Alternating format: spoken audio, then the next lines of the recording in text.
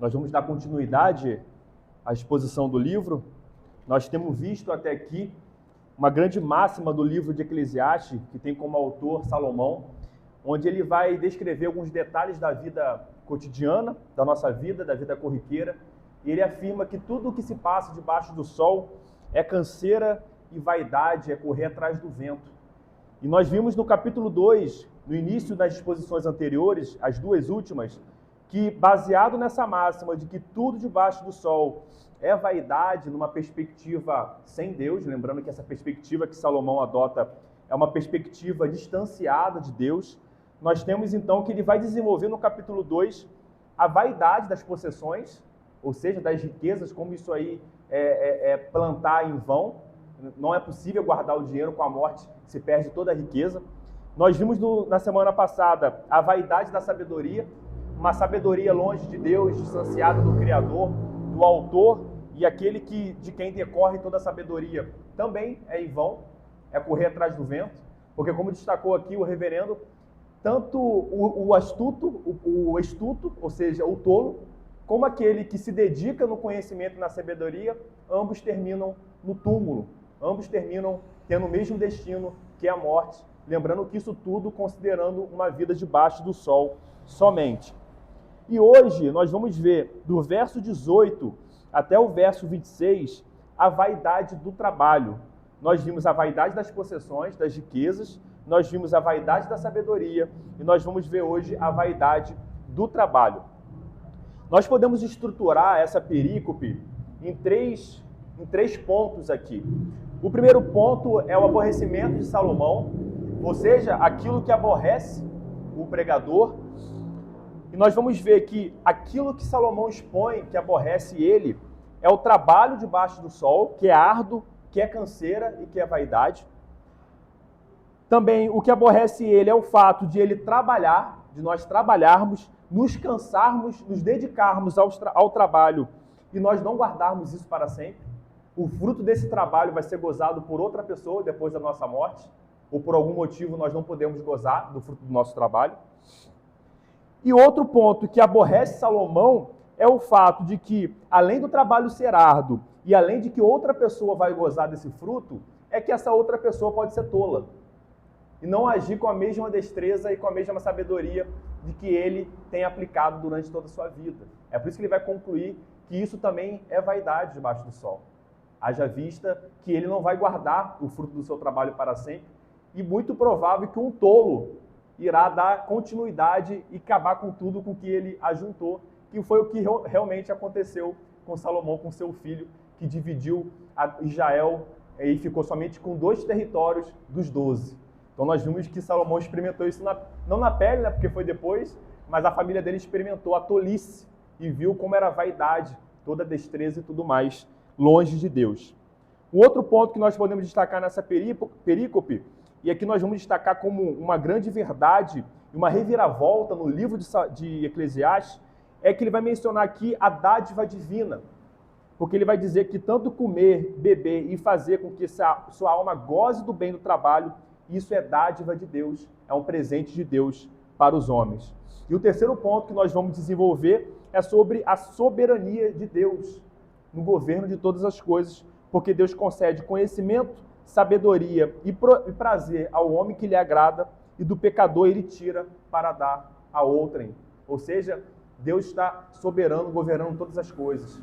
É Ele que está fazendo aquele ter mais e é Ele que está fazendo o outro ter menos. Então Deus está soberanamente governando todas as coisas para o seu próprio louvor. Amém? Vamos então agora ler o texto. Eclesiastes capítulo 2, a partir do verso 18, assim diz a palavra do Senhor: também aborreci todo o meu trabalho, com que me afadiguei debaixo do sol, visto que o seu ganho eu havia de deixar a quem viesse depois de mim. E quem pode dizer se será sábio ou astuto? Contudo, ele terá domínio sobre todo o ganho das minhas fadigas e sabedoria debaixo do sol. Também isto é vaidade. Então me empenhei porque o coração se desesperasse de todo o trabalho com que me afadigara debaixo do sol.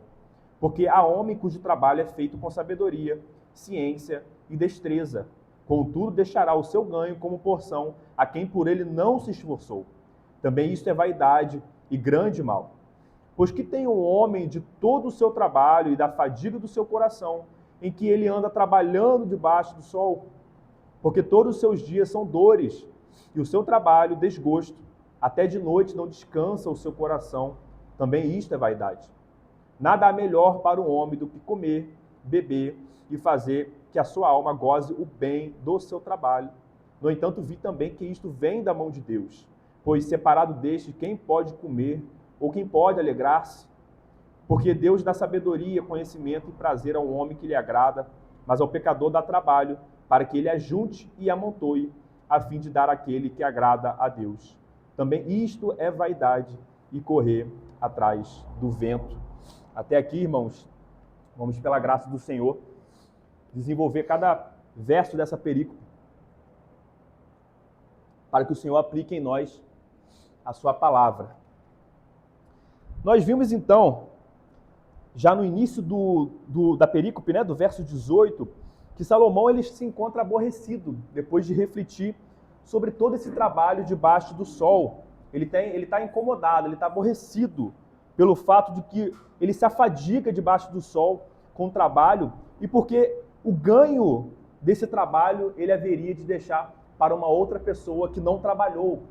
Salomão está refletindo sobre isso, ele não está achando justo o fato de que o homem vai trabalhar, vai se desgastar, vai agir com destreza, com sabedoria, sabendo aonde aplicar o dinheiro, onde guardar as suas despesas, como gastar bem, como não gastar, quando gastar, com todo o cuidado para que uma outra pessoa que não trabalhou esbanje e acabe com todo o seu patrimônio.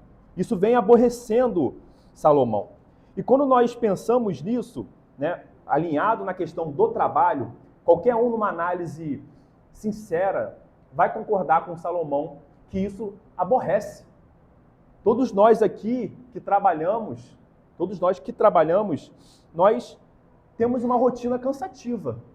Nós acordamos, tomamos o nosso café, saímos para o trabalho, muitos de nós ficam 8, 9, 10 horas no trabalho, precisam pegar transporte, locomoção, voltam para casa somente à noite, descansam um pouco, cuidam um pouco da casa, voltam no próximo dia e isso se repete, essa canseira se repete a cada dia da semana. Alguns trabalham 8 horas, 9, 10 horas, e quando nós pensamos nisso, vem na nossa cabeça, pelo menos na minha veio, no sentido de imaginar uma vida do homem comum. A gente para pensar, isso é uma vida de um pobre, uma vida de um rico, o cara não deve trabalhar tanto. Mas se nós formos fazer uma pesquisa, né, estima-se que os grandes executivos e empresários, homens bem-sucedidos, ricos, eles trabalham, em média, de 12 a 14 horas por dia, sem finais de semana e sem folgas. De 12 a 14 horas por dia, trabalhando para gerir o seu patrimônio. Veja, não estou falando de herdeiro, né? O rico que trabalha mesmo, ele também se esforça, ele também trabalha, não somente o pobre. É claro que o pobre é mais afligido por causa de toda a situação de submissão, de transporte público lotado, de todas essas situações que o rico não enfrenta. Mas o rico não está livre da canseira do trabalho. Ele também se cansa, ele também trabalha. E ele também pode chegar à mesma conclusão que Salomão chegou aqui sobre essa injustiça e essa vaidade debaixo do sol. É por isso que Salomão, na perícope, ele vai afirmar mais à frente, como diz o pregador, todos os seus dias são dores e o seu trabalho desgosto. Até de noite não descansa o seu coração. No verso 19, prosseguindo, ele vai continuar nessa linha dessa análise do trabalho árduo debaixo do sol. Ele vai fazer um questionamento. Quem pode dizer se será sábio ou estulto? Contudo, ou seja, independente dele ser sábio ou se ele ser um tolo, ou se ele for um tolo, ele terá domínio sobre todo o ganho das minhas fadigas e sabedoria debaixo do sol. Também isto é vaidade. Quando nós vemos a respeito da história de Salomão, isso foi demonstrado um pouco nas perícopes anteriores, como Salomão era um homem que buscava o conhecimento e a sabedoria e ele se dedicava às ciências, buscando ser um homem sábio, não só buscando, como foi um homem reconhecidamente mais sábio de sua geração. Nós vimos de tal modo que reis de outras nações enviavam representantes para aprender das ciências de Salomão. E quando nós falamos disso, de ciência, de conhecimento e de sabedoria, não devemos descartar a ideia de trabalho. Porque uma pessoa que se dedica ao conhecimento, à ciência, e aplicar esse conhecimento na sua vida prática, isso demanda esforço. Isso demanda esforço. E por conta disso, Salomão tem refletido, como nós temos visto até aqui. Porque quem dirá se o próximo que for assumir tudo dele será um tolo ou se será um sábio? Salomão está dizendo que está fora do controle dele. Está fora do controle de qualquer um. Nós não saberemos quem nos sucederá. Nós não saberemos se os nossos filhos serão sábios o suficiente ou terão a vocação para dar continuidade àquilo que nós fazemos, àquilo que nós ajuntamos e trabalhamos. E se o filho tiver sabedoria, o neto pode não ter. De qualquer forma, no tempo, o patrimônio ele vai se esvair. Poucos aqui conhecem sobre o seu tataravô. Provavelmente nem usufruam mais do bem do tataravô. E aqui é uma questão próxima de nós, como isso se esvai, como é vaidade debaixo do sol, essa preocupação de amontoar e de trabalhar tanto. É por isso que ele, no verso 20, fala que ele empenha o seu coração e questiona por que o coração se desespera de todo o trabalho que se afadiga debaixo do sol. Veja que ele vai trabalhando uma ideia de paralelismo, uma ideia de repetição dos parágrafos. Ele já falou que isso vai ficar para uma outra pessoa, que pode ser astuto ou que pode ser sábio. E aqui ele reafirma novamente no verso 21, porque há homem cujo trabalho é feito com sabedoria, é feito com ciência e é feito com destreza, aqui com habilidade, a ideia de destreza. Contudo, deixará o seu ganho como porção a quem por ele não se esforçou. Ele está com isso na cabeça, ele está com isso, está incomodando muito, ele está se aborrecendo. Ele novamente está repetindo a mesma ideia de aquele que trabalha com sabedoria, com ciência, com destreza, vai deixar o seu ganho, a sua porção, para quem nem sequer se esforçou. Também isto é vaidade e grande mal. Não é somente vaidade. Lembrando aqui que nos textos que nós vemos em Eclesiastes, vaidade aqui, nós devemos pensar a ideia de uma neblina ou de uma fumaça que se vê e logo se dissipa. Aquilo que passa rápido. Essa é a ideia quando ele afirma que isso é vaidade, isso é passageiro. O trabalho árduo, até a transferência de bens, isso tudo é vaidade. Isso se esvai muito rápido das nossas mãos. É aquela ideia de abraçar o vento, de você perseguir o vento e tentar abraçar, isso é impossível. Ninguém consegue abraçar o vento. Essa é a ideia que Salomão está trazendo aqui, da ideia de trabalho. E no verso 22, depois de ele dizer no verso 21 que isso é um grande mal porque isso é visto como uma injustiça, uma pessoa usufruir daquilo que ela não trabalhou, do trabalho de outro. E ele vai dizer que, pois que tem o homem de todo o seu trabalho e da fadiga do seu coração, em que ele anda trabalhando debaixo do sol. Veja aqui no verso 22, irmãos, quando ele coloca aqui, pois que tem o homem de todo o seu trabalho e da fadiga do seu coração, e da fadiga do seu coração. Isso aqui é uma expressão que passa, às vezes, despercebida por nós. Mas quando ele está trazendo a ideia de fadiga do seu coração, o que Salomão está trabalhando aqui, que até mesmo os trabalhos não braçais, trabalho não braçal, trabalho que não demanda tanto esforço físico, ele também não deixa de ser canseira. Ele está trazendo uma ideia de fadiga do seu coração, de fadiga interna.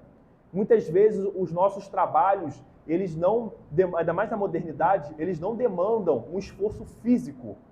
Nós não ficamos debaixo do sol, nós não ficamos capinando, nós não aramos a terra, nós não colhemos o fruto da terra. E às vezes a gente pode passar por aqui e, por que Salomão está falando de canseira? No meu trabalho eu nem sequer eu suo. Trabalho no ar-condicionado, fico somente lendo, né, aplicando o meu conhecimento na minha área profissional. Será que isso se aplica a mim? E aqui, quando ele traz essa expressão fadiga do seu coração, sim, se aplica a nós também, aqueles que não têm trabalho braçal. Quem não se encontra muitas vezes no fim do expediente com a mente cansada? Você não consegue nem raciocinar, a esposa não consegue dar atenção ao marido, o marido não consegue mais dar atenção à sua esposa, os membros da família, quando chega à noite, não conseguem nem conversar. Veja, não houve trabalho braçal, mas houve uma canseira interna, fruto desse trabalho, fruto dessa ideia de raciocinar. Isso, às vezes, sendo interpretado numa ideia também de cansaço, a gente pode concluir que o trabalho parece que foi criado por Deus somente para afligir os homens. Parece que o trabalho ele não tem outro propósito a não ser trazer canseira para nós. E essa é a perspectiva, a princípio, que Salomão está adotando aqui. Porque isso é canseira, isso é injusto. Trabalho, me esforço. E sequer outra pessoa que pode dar continuidade àquilo que eu ajuntei, àquilo que eu amontoei. É por isso que esse problema, né, que Salomão traz aqui nos leva a refletir também sobre a questão de a gente colocar o trabalho como propósito de vida. O propósito de vida do trabalho, como muitos fazem. E nisso aqui, ainda nós vamos ter uma reviravolta mais à frente, mas vamos levantar aqui algumas questões. A gente muitas vezes coloca o nosso trabalho como propósito de vida, essa canseira, apesar de ser canseira, a gente acaba colocando isso como alvo supremo da nossa vida, o nosso trabalho, ou as nossas metas profissionais que nós temos que bater. E muitas vezes, por conta de nós fazermos isso, nós acabamos por erguer ídolos. O trabalho passa a ser um Deus. Em que sentido o trabalho passa a ser um Deus? No sentido de que eu tenho o trabalho na semana e focando no trabalho, eu vou fazer com que todas as outras coisas se ajeitem para o trabalho. Veja, tem coisas que fogem do nosso controle. Muitos de nós aqui somos submissos a outras pessoas na relação de trabalho. Mas nós temos que ter cuidado para que isso não abrange todos os aspectos do nosso ser, de tal modo que a gente não consiga fazer outra coisa, ou não consiga parar de pensar no trabalho. Essa é a ideia que ele está falando da fadiga do seu coração. É muitas vezes você não está trabalhando, mas você está com a mente no trabalho. Você está em casa, você não está trabalhando, você cessou seus atendimentos, o seu expediente, está em casa às 7 horas da noite, mas a sua cabeça não larga o trabalho. Você está pensando no trabalho. Anoitece, você está pensando no trabalho. Amanhã você está no trabalho, efetivamente, você chega em casa, você está pensando no trabalho. E a vida está passando e você não para de pensar no trabalho. E aqui nós temos esse problema, porque nessa circunstância o trabalho passa a ser um ídolo. O trabalho passa a ser um Deus nas nossas vidas. E nessa perspectiva debaixo do sol, que parece que o trabalho é mal em si e que tem um único propósito de afligir os homens. E nós devemos, então, ser remetido lá para Gênesis, capítulo 2, verso 15.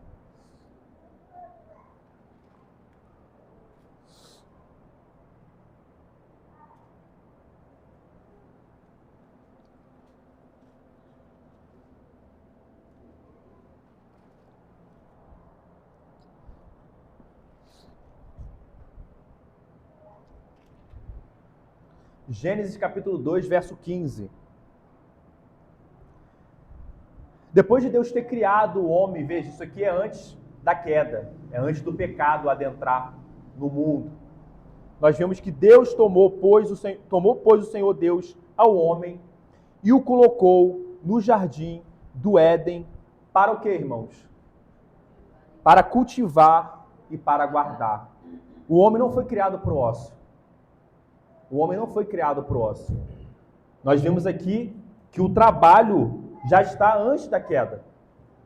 O trabalho está antes da queda, porque o Senhor, Ele criou o homem para trabalhar. Aqui no caso, para cultivar e para guardar. Aqui é um princípio bíblico que de cultivar e de guardar, ou seja, de produzir, trabalhar e de guardar aquilo que nós produzimos.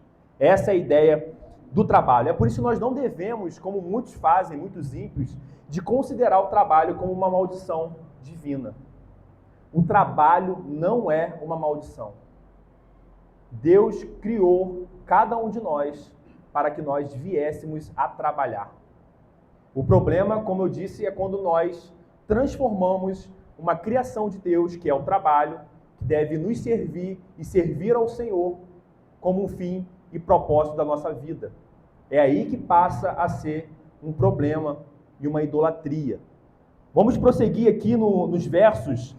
A partir do verso 23, nós vamos concluir essa primeira parte daquilo que vem aborrecendo Salomão, que é o fato do trabalho ser árduo, ser cansativo e do fruto desse trabalho ficar para uma outra pessoa que sequer trabalhou em prol disso.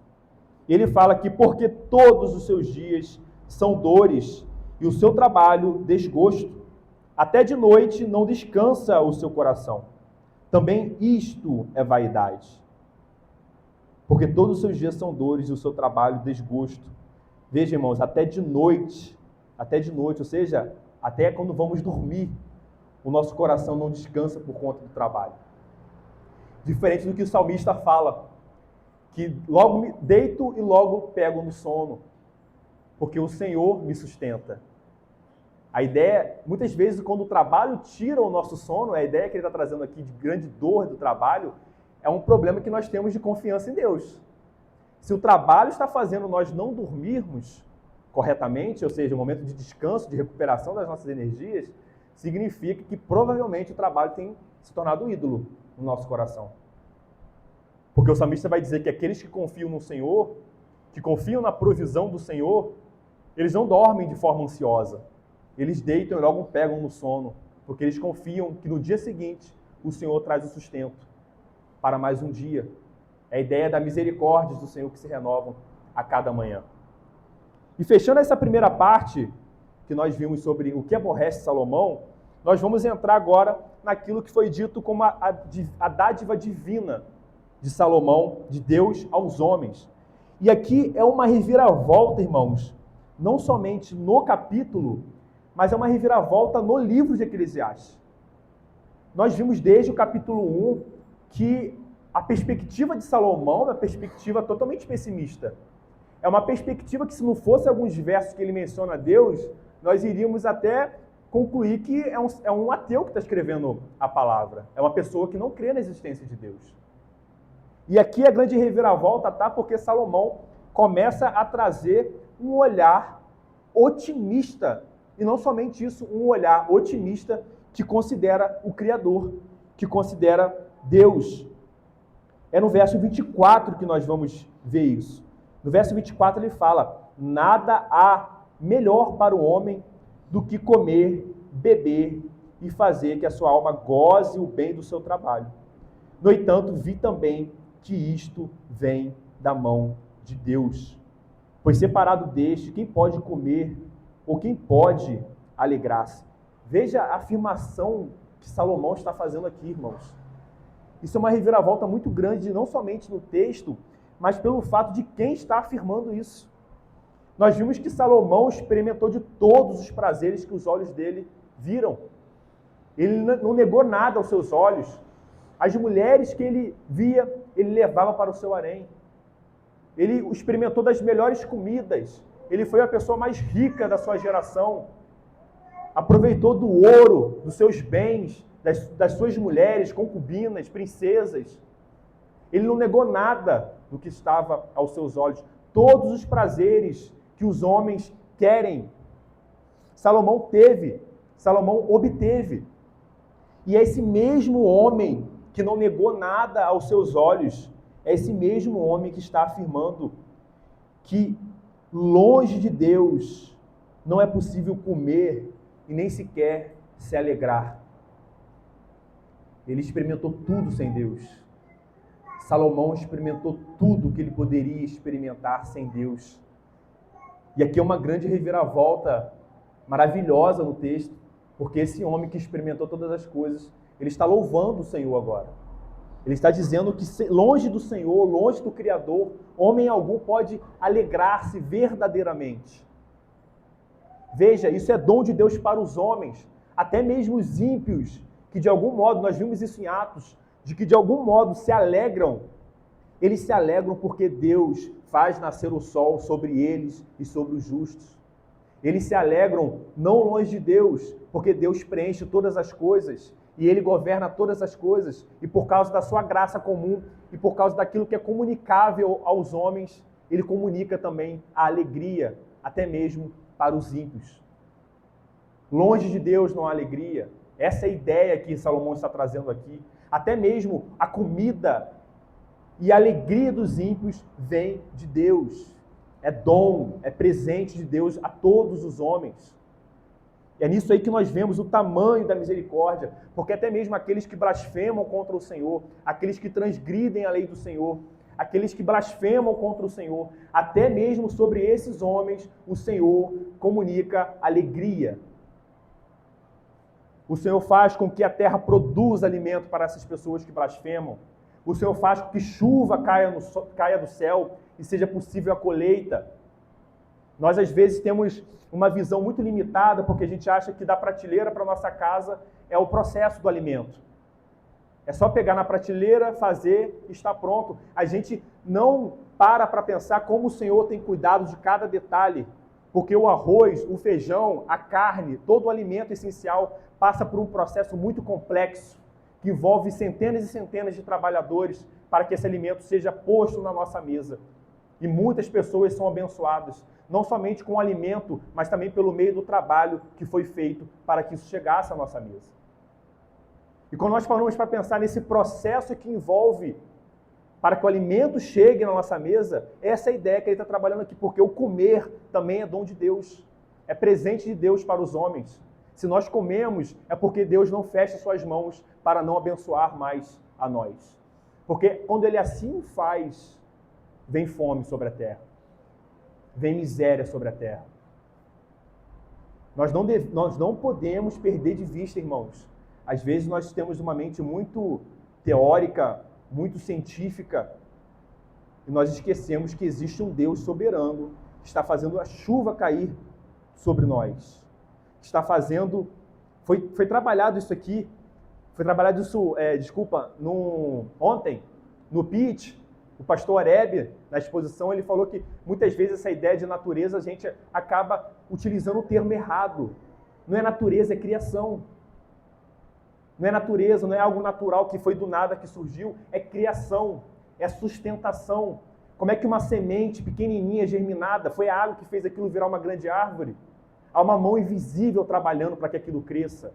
Há uma mão invisível para que de uma semente venha uma grande melancia. Às vezes a gente perde de vista, por causa de uma visão pragmática, de como Deus está nos sustentando nos detalhes. Não é a fábrica, irmãos. Não é o político. É Deus. Lembra o pacto que ele fez com Noé?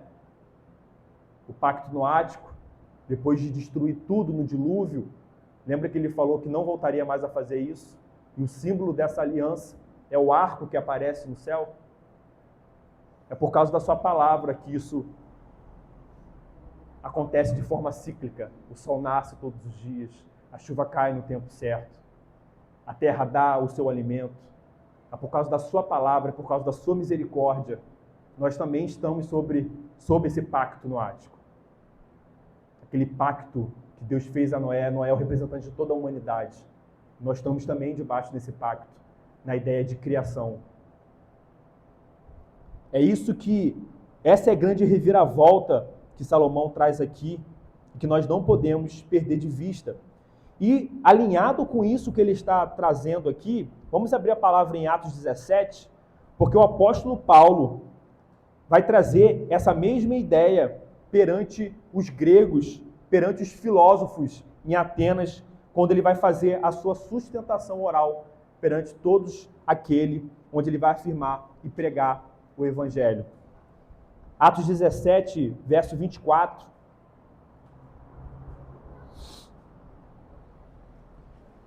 O Deus que fez o mundo e tudo o que nele existe, sendo ele Senhor do céu e da terra, não habita em santuários feitos por mãos humanas, nem é servido por mãos humanas, como se de alguma coisa precisasse. Pois ele mesmo é quem a todos dá vida. Veja, o Senhor é quem a todos, ímpios e justos, dá a vida, respiração e tudo mais. De um só fez toda a raça humana para habitar sobre toda a face da terra, havendo fixado os tempos previamente estabelecidos, os limites da sua habitação, para buscarem a Deus, se porventura tateando o possam achar, bem que não está longe de cada um de nós. E aqui é a ideia que Salomão está trabalhando, pois nele vivemos, nos movemos e existimos, como alguns dos vossos poetas têm dito, porque dele também somos geração. Essa é a ideia que Salomão está trabalhando aqui, irmãos. Toda a humanidade, todos os homens, ímpios e justos, gozam da sua comida, gozam do fruto do seu trabalho, respiram e vivem, porque Deus concede esse presente a eles. É dom a todos nós. Essa é a grande perspectiva que Salomão está trazendo aqui, uma perspectiva, como eu disse, vai ser uma reviravolta, porque agora o olhar do pregador de Salomão vai apontar para uma visão mais otimista nos próximos textos à frente. Aqui é a primeira perspectiva otimista de Salomão que considera Deus. E no verso 26, agora sim, para concluir, entrando na ideia do que ele fala da soberania de Deus, nós temos que, porque Deus dá sabedoria, conhecimento e prazer ao homem que lhe agrada, mas ao pecador dá trabalho para que ele ajunte e amontoe, a fim de dar àquele que agrada a Deus. Também isto é vaidade e correr atrás do vento. Essa perícope do verso 26, nós podemos olhar sob duas perspectivas. Uma perspectiva terrena, temporária, aqui e agora, e uma perspectiva que ecoa na eternidade. Nós vamos ver isso tanto em Eclesiastes, como também em Provérbios, uma ideia de terra como algo que será a herança daqueles que vão ressuscitar para o paraíso, ressuscitar para a salvação e não para juízo. E trazendo essa ideia da sabedoria e do conhecimento e do prazer ao homem que lhe agrada, lembrando de um princípio bíblico, de hermenêutica bíblica, ou seja, de interpretação bíblica, que nós não devemos criar doutrinas bíblicas considerando o texto de forma isolada, mas nós devemos olhar todas as escrituras que são inspiradas por Deus, e pelo fato de Deus não mentir e nem entrar em contradição, é que nós devemos interpretar isso aqui não no sentido de que Deus se relaciona baseado em méritos humanos.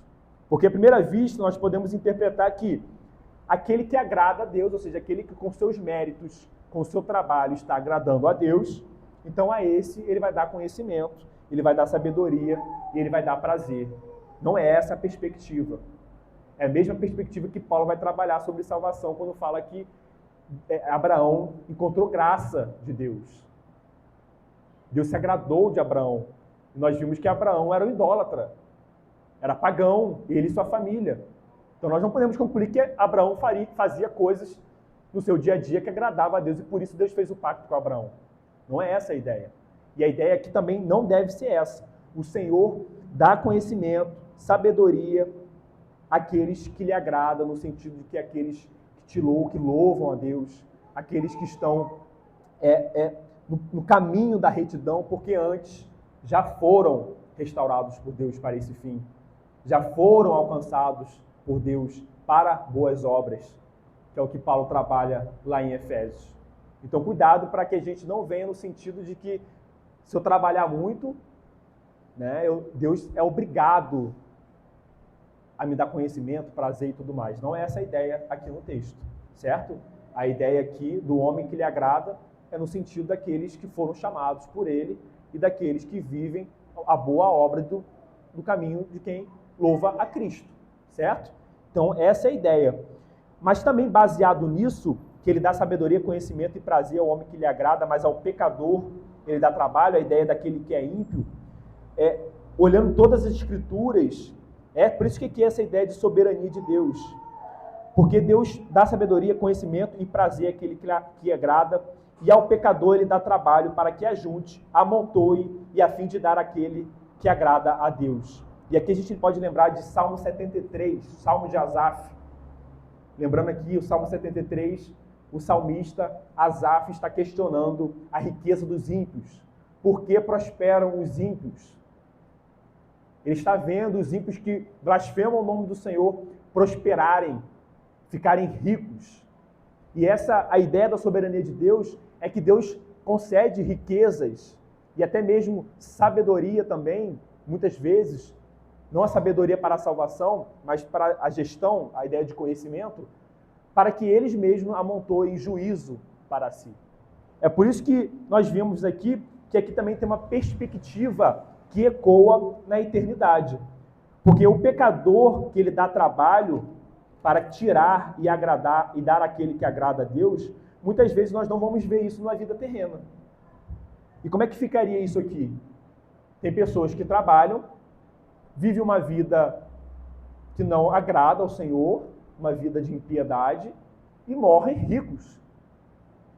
Deus não tirou a riqueza dele e deu para aquele que lhe agrada. Como é que ficaria esse texto, então? É por isso que ele também tem uma perspectiva na soberania de Deus que ecoa na eternidade. Por que na eternidade? Porque nós, os justos, aqueles que foram remidos por Cristo Jesus, que herdarão essa terra. Essa terra ela está no processo de redenção ainda. É o que Paulo fala em Romanos capítulo 8, que a geração geme aguardando o dia da redenção dos filhos de Deus. Porque na redenção dos filhos de Deus, leia-se aqui, quando nós ressuscitaremos, porque Cristo ressuscitou, e Deus tirará os ímpios dessa terra e os lançarão ao inferno. Essa é a ideia aqui, que nós gozaremos daquilo que eles amontoaram. Eles trabalharam, amontoaram, e as coisas ficaram nessa terra. Mas aquele simples, aquele como Lázaro e o rico, lembra? Lázaro que recebia lambida de cachorros em suas chagas, em suas feridas, uma ideia de que ele era tetraplégico, estava moribundo na frente da casa do rico, o rico não se importava. E quando os dois encontram com a morte, aquele que estava sendo lambido em suas feridas por causa da sua pobreza e por causa da falta de auxílio, inclusive do rico, é ele que está no seio de Abraão. E é ele, como nós também, que herdará na grande ressurreição para a salvação essa terra. Não ela do jeito que está, mas novos céus e nova terra, porque não haverá mais nenhum eco do pecado como há ainda nesse processo.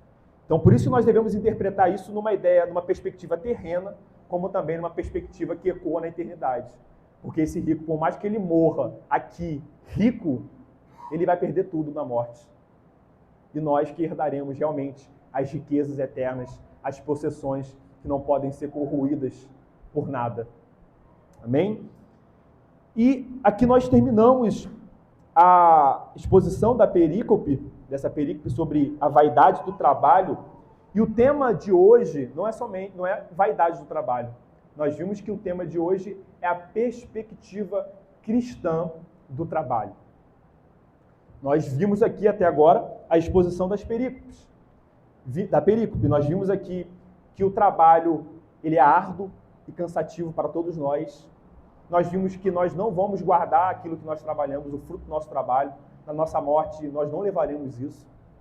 E muito mais, isso será dissolvido por quem virá depois de nós, sendo ele sábio ou tolo. De qualquer forma, os nossos bens serão espalhados por outra pessoa que não trabalhou por isso. Nós vimos que todo o comer, o beber e a alegria debaixo do sol vem de Deus, é dádiva divina.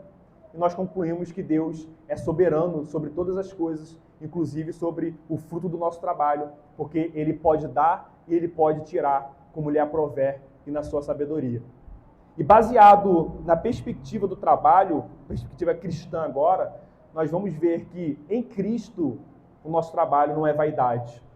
Em Cristo, a ideia de fumaça que logo passa. E em Cristo nós não temos as dores do trabalho como Salomão adotou inicialmente, numa perspectiva debaixo do sol. E nós vamos meditar em algumas verdades sobre como nós devemos, como cristãos, como aqueles que servem ao Senhor, aqueles que têm Cristo como Senhor e Rei, aqueles que têm Cristo como Mestre, como Salvador, devem enxergar o trabalho aqui nessa terra. E a primeira coisa é, o trabalho, ele não deve ser visto como maldição divina. Mas o cansaço em razão do trabalho é a maldição por causa do nosso pecado. Nós vemos isso lá em Gênesis 3:17, quando Adão e Eva pecam contra Deus, transgridem, o pecado entra no mundo. Deus amaldiçoa Adão. Ele fala que, visto que atendeste à voz da tua mulher e comeste da árvore que eu te ordenara que não comesse, maldita é a terra por sua causa. A maldição. Maldita. Em fadigas obterás dela o sustento durante os dias de sua vida. Ela produzirá também cardos e abrolhos. Nós devemos interpretar aqui, irmãos, como um princípio bíblico, a ideia de canseira para todos os trabalhos, inclusive os trabalhos não braçais, que trazem ansiedade, que trazem preocupação, que trazem fadigas na alma e no coração. Isso se aplica a nós, a todos aqueles que não têm um trabalho braçal também.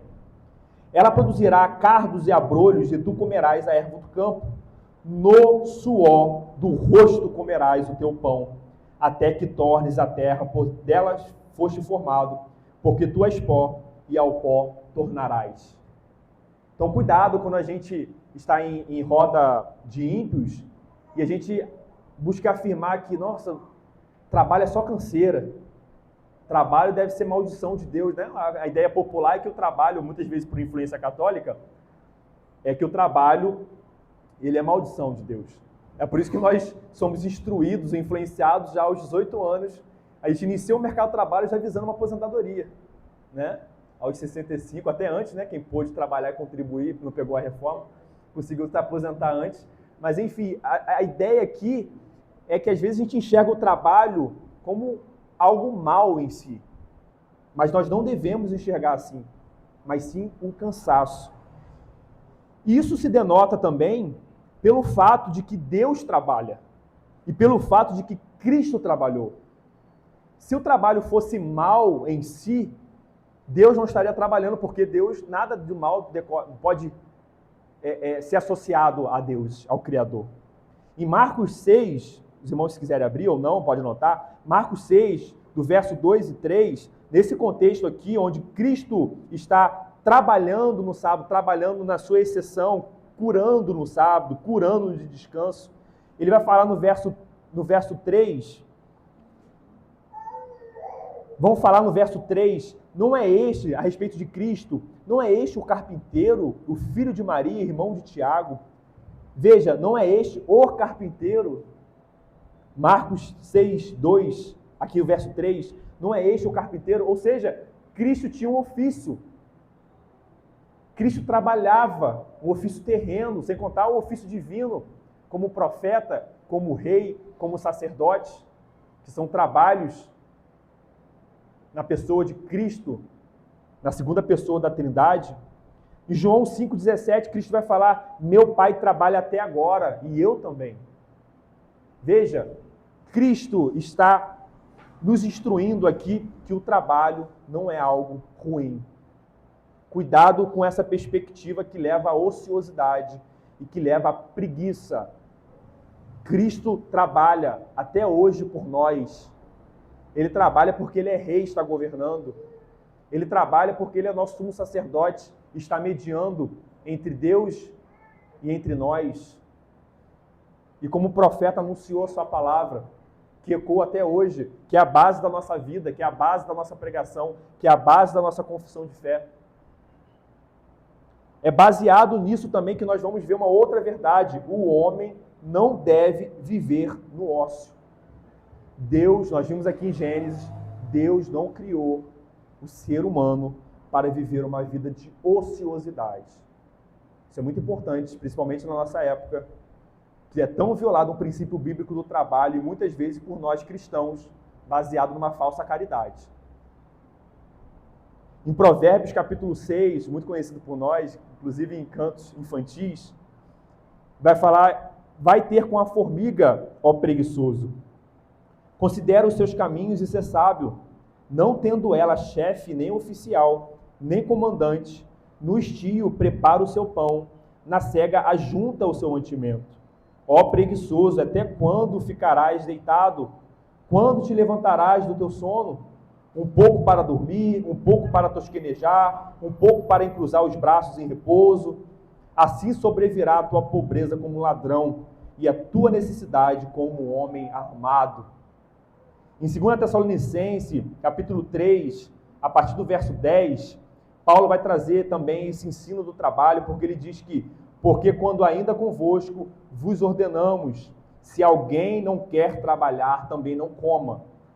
Se alguém não quer trabalhar, também não coma, pois de fato estamos informados de que entre vós há pessoas que andam desordenadamente, não trabalhando, antes se intrometendo na vida alheia. A elas, porém, determinamos e exortamos no Senhor Jesus Cristo que, trabalhando tranquilamente, comam o seu próprio pão. A verdadeira caridade, irmãos, não viola princípios bíblicos.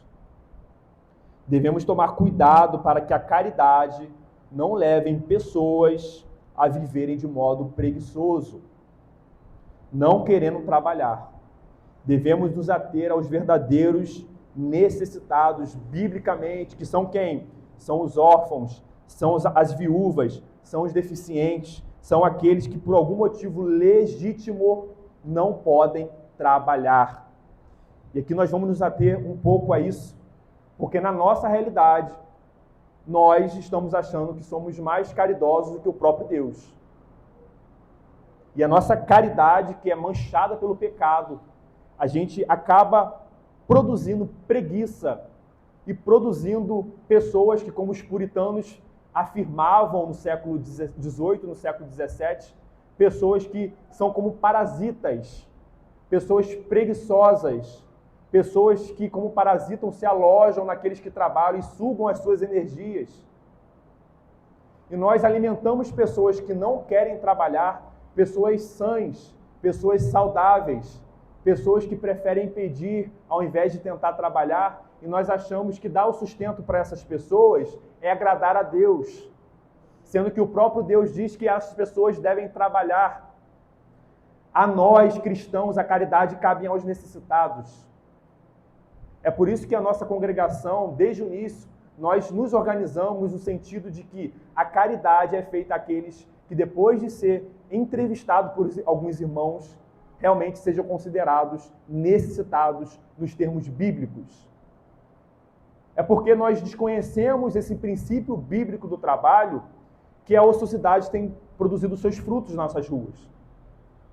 Pessoas saudáveis que estão dormindo meio-dia que nós passamos na rua, enquanto nós estamos trabalhando, enquanto o pai de família rala até 8 da noite para levar o sustento para sua casa, enquanto o pai de família não come hambúrguer, enquanto o pai de família deixa de comprar um açaí porque tem 3 filhos para sustentar e só ele tem um salário, nós estamos dando hambúrguer de McDonald's para quem não trabalha.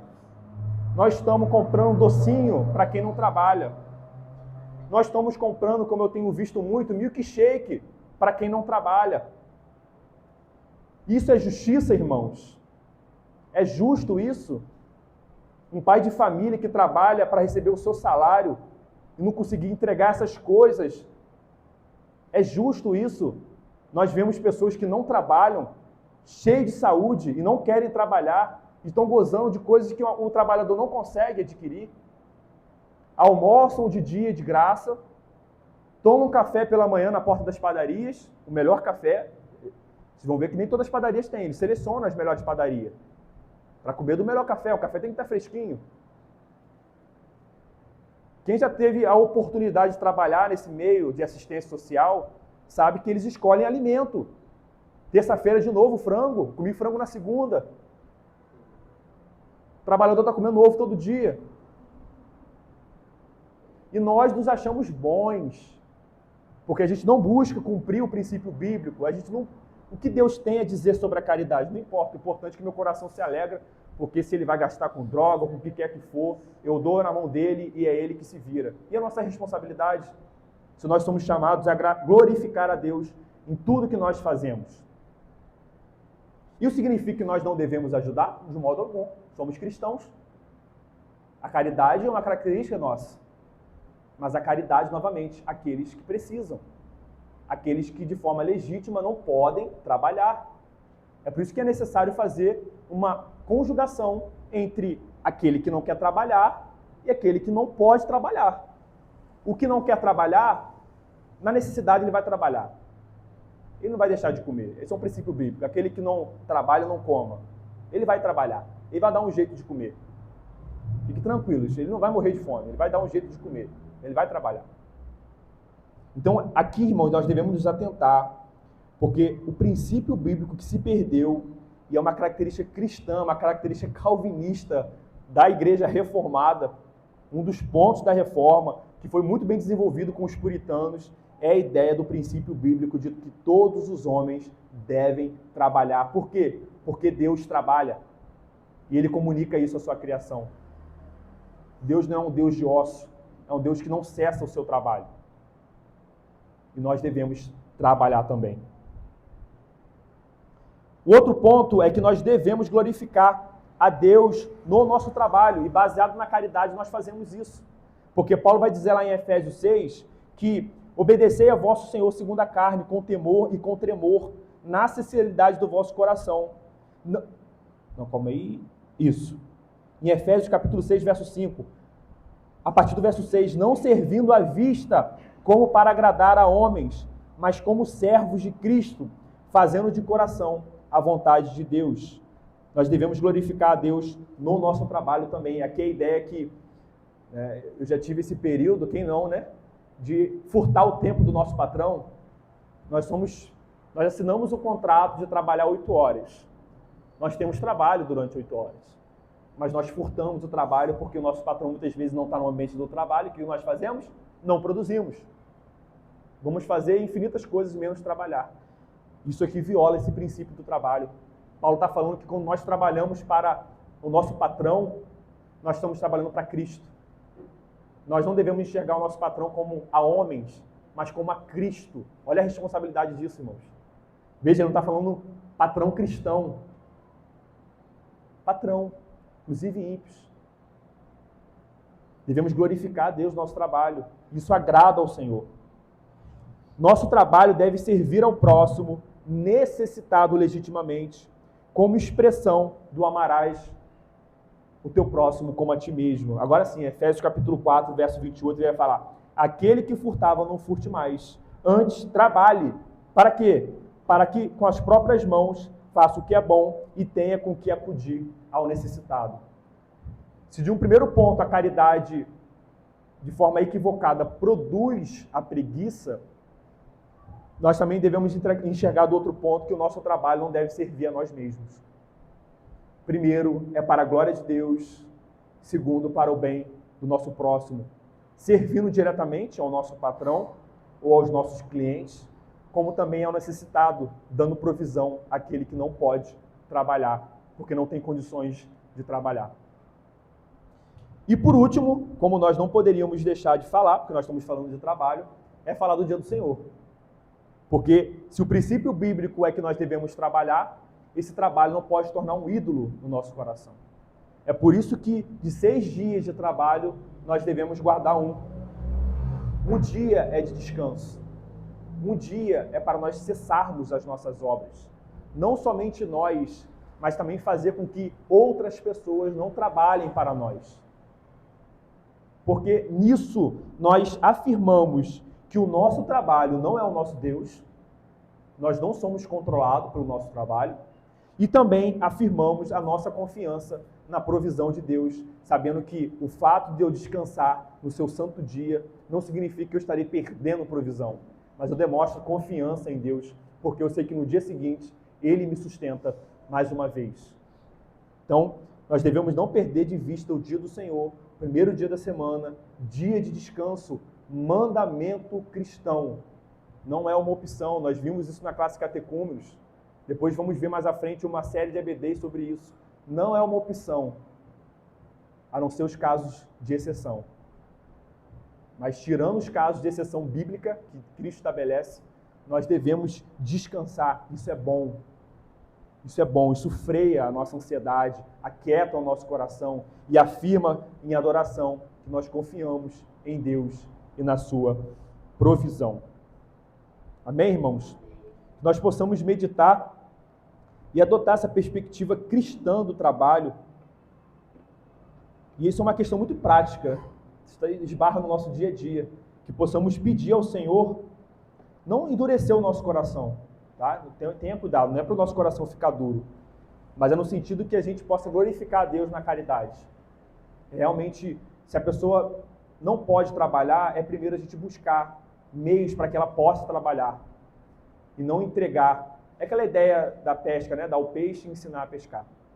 Essa é a ideia. Nós, como cristãos, devemos buscar influenciar as pessoas para que elas abandonem essa ociosidade e possam trabalhar, certo? E não alimentar essas pessoas sem prazo determinado, tá? Então, cada caso deve ser sempre analisado por cada um de nós para que assim nós venhamos a glorificar a Deus, porque isso é um princípio bíblico e é mandamento dele, porque o apóstolo Paulo é apóstolo de Cristo e tem a autoridade apostólica quando ele afirmou isso. E é Cristo afirmando e é Cristo nos ensinando.